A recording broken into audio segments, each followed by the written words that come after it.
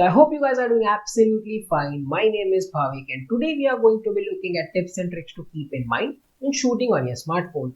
Nowadays, all the smartphones offer 10K and 4K recording. They are pretty good, but they are not made for the purpose of filmmaking. They are made for the purpose of shoot and post. They already have a good amount of contrast, saturation and sharpening to them. There is very little space for post processing. Now I'll share some tips and tricks with you to get the best possible output out of your smartphone so that you can use it in filmmaking purposes as well. So yeah, that was pretty much it for the intro and now let's get straight into the video. So tip number 1 would be always shoot one stop down. Now what do I mean by that? Whenever you are locking the focus and exposure, drag it down a little. It tends to bring back some details in the highlights and the blown out areas. Smartphones usually tend to overexpose the image. Now you will start losing some details in the shadow, but these details are still recoverable in the post processing. Once you are losing details in the highlights or you are blowing out a certain area, the details are really difficult to capture and you will notice distortion. So yeah, tip number 1 would be always shoot one stop down.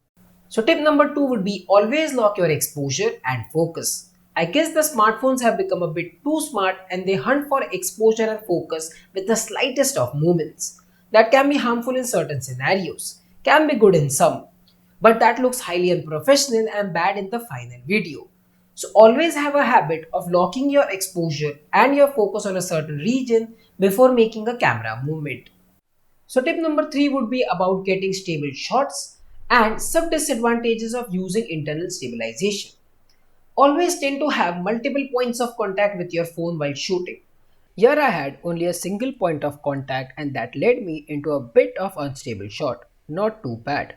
But when I switched to multiple points of contact, that led me into a much stable shot than before post processing.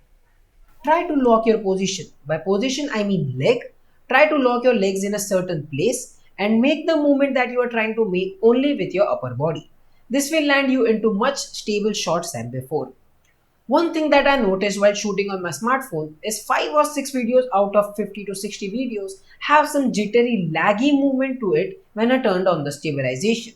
If you move the camera a little too much when you are using stabilization, this may result in the same for you. So yeah, keep this thing in mind and use your internal stabilization wisely. So tip number 4 and a very important one. Please do not zoom in. I've seen so many people shooting videos zoomed into the maximum value and I feel terrible about that. There is a difference when shooting with a camera and shooting with a phone. When you are shooting with a camera and zooming in, actual physical elements inside of the lens move that result in zoom in and that does not result in loss of resolution. When you are shooting with a phone, no physical elements move. You are only digitally zooming in. There is absolutely no point in that. If you are trying to get a close up of something, try to move closer and then shoot it. If that is not possible, shoot it from the nearby location nearest that is possible and then crop it in post production instead of zooming it there. That would give you a much better result than zooming it on the location. So tip number 5 and the final one is about white balance. I do not know if I should call it a tip yet because I do not have a solution for it.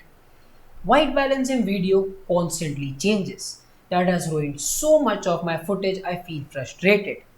I could not find any way to lock the white balance or make it constant. There is a feature in the photo mode wherein you can do that, but there is no such thing in video mode. Colors in my clip randomly changes with changes in the frame or changes in the lighting and that looks really bad and unprofessional. So yeah, keep this in mind. This could happen to you and ruin your footage as well.